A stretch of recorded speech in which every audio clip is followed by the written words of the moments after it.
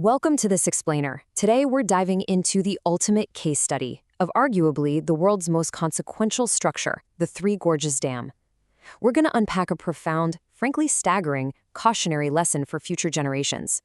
It's all about the massive structures we build, the unbelievable risks we accept, and the unprecedented consequences of modern engineering.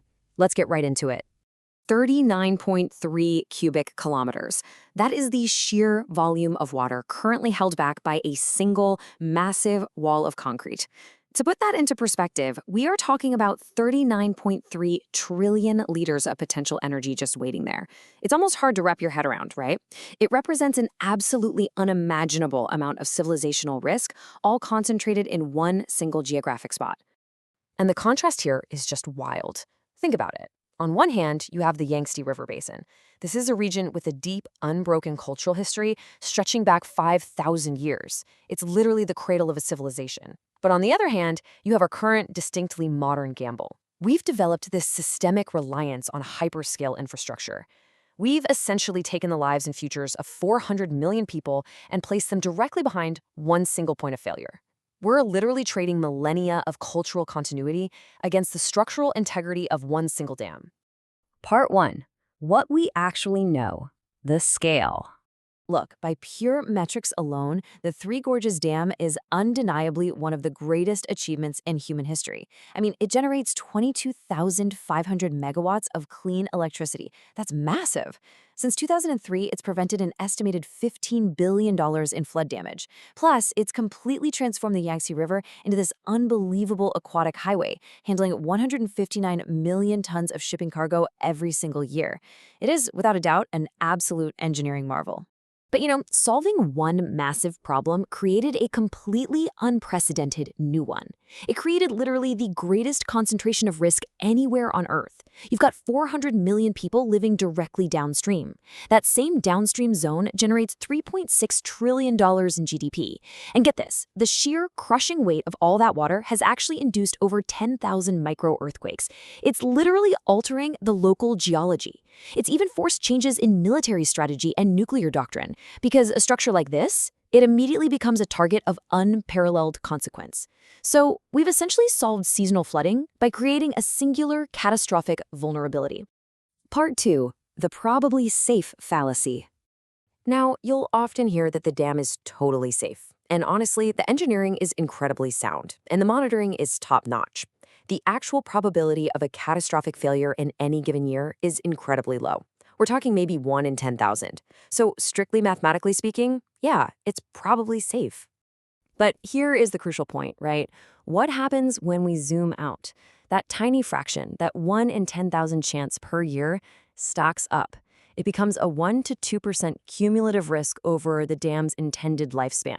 So you have to ask yourself, is a 1 or 2% risk actually acceptable when the consequences include trillions of dollars in economic devastation and the potential loss of millions of lives?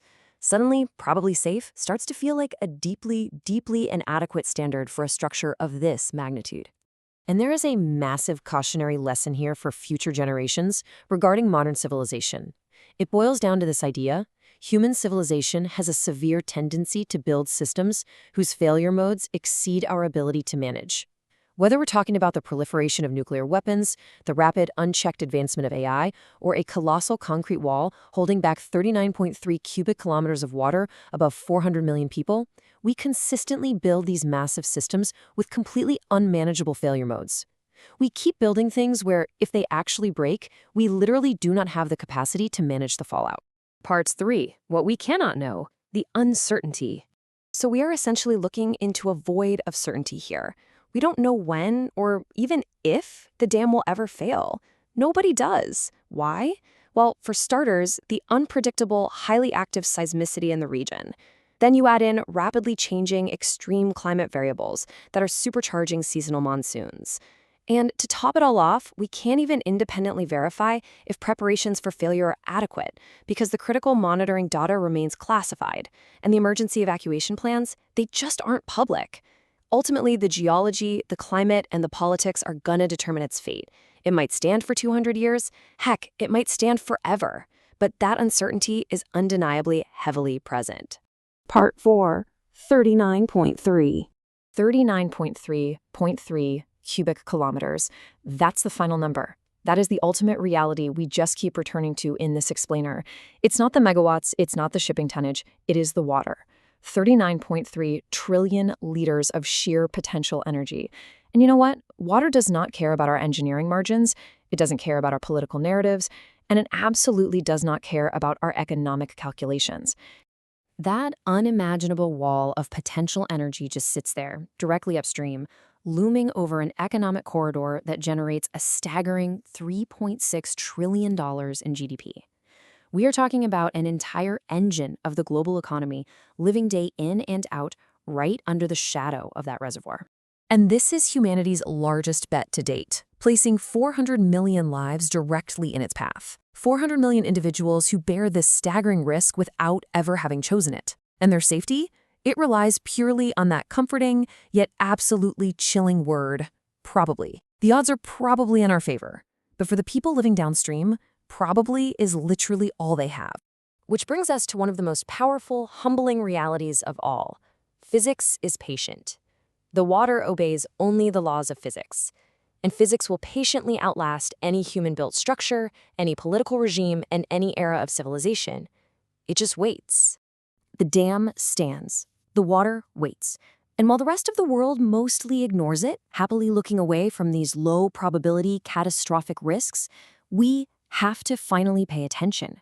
We owe it to ourselves to simply notice the immense gravity of the systems we construct.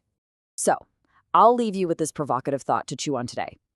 Will our descendants look back at the Three Gorges Dam and recognize the sheer danger of concentrating civilizational risk? Will they finally learn the lesson of trading 5,000 years of continuous history for a reliance on single points of massive failure? Or are they just going to repeat the exact same mistakes, building ever larger systems whose failure modes they literally cannot control? Thank you so much for joining me on this explainer. I really hope this leaves you with a profound new perspective on the structures we build and the consequences we so willingly accept.